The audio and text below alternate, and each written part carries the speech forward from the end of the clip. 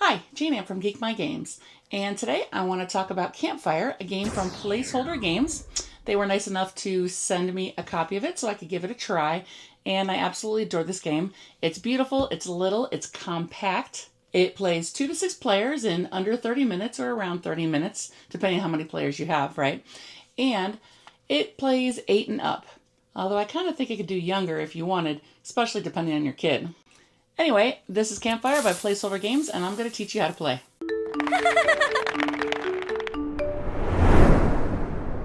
So when you first open the box, you're going to see 2 boxes in it. Each of these boxes has 4 suits, so you can play up to 8 players because you always use enough suits for the number of players plus 2. So in a 2-player game, for example, you'll take 2 players plus 2. That means 4 suits. So I took one of the boxes and that had 4 suits in it and mixed them up, and that's what we start with.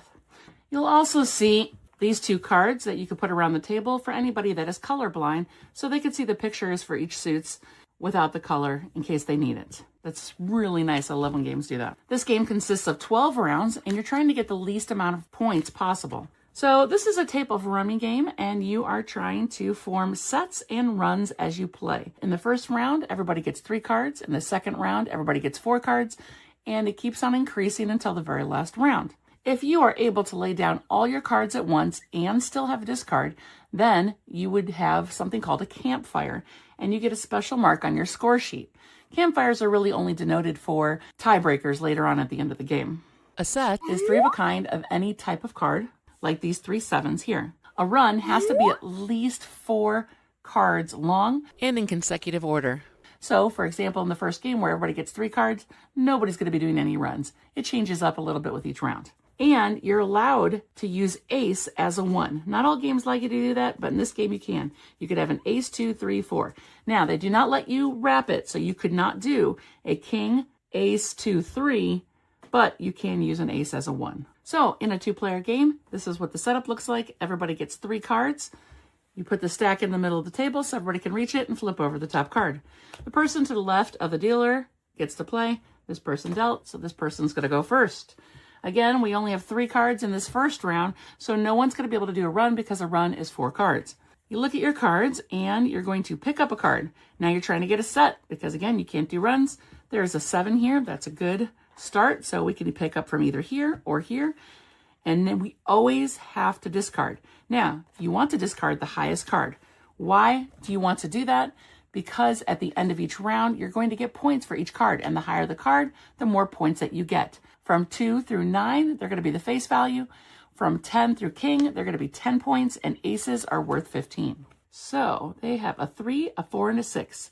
Now, another rule of the game is that they have some wilds. How is a wild denoted? Well, there isn't a specific card that denotes a wild. Instead, it changes each round. It is based on the number of cards each player has. This is the first round. Everybody gets 3 cards. Therefore, 3 in this round is the wild. Notice this player already has a 3 or a wild. It could be representative of anything in the deck. Now, we don't have 8s, so we don't want to pick that up. So we're going to pull from here. And we have an ace. Now, aces are worth 15. It's kind of high, and it doesn't match anything else, so we're going to go ahead and discard that. I'm going to go ahead and leave these up so you can see me playing some of these rounds. We don't need an ace, so we're going to go off the top of the deck. 9 doesn't really help us, so we're going to do that. So now it's this person's turn. They have a wild, a 4, and a 6. We don't need the 9, so we're going to pull another card off the top. We have a 4, so now we have a set, and we have a wild. This makes 3 of a kind. We can call Campfire because we can lay these down in front of us. It's now a set, and we have a discard. You always need to discard. So we call Campfire. Now, everybody else on the table gets to have one more turn to try to get rid of as many cards as they can. We have 2 6s and 2 7s here, but the 6 picking that up is not going to help us. So we're going to go ahead and do this. And the ace doesn't help us either, so we can't put anything down. And that would be the end of the first round. This person would get 20 points, and this person would get 0. They would also get a little mark for that round that denotes a campfire. Now, it sounds like in the rule you're supposed to draw a little campfire, but I'm not a very good drawer, so I kind of just use a little slash for that round or a circle around the score if that person got a campfire. So let's do an example of a higher round. So in round 5, everybody gets 7 cards. and we'll look at what that might look like. Now that we have more cards, we can play runs or sets, and it's up to us and which ones we want to play. There's no requirement there. We organize our cards based on sets and runs. Notice that we have 10 Jack Queen over here. Or we have 3 of a kind with the queens right there.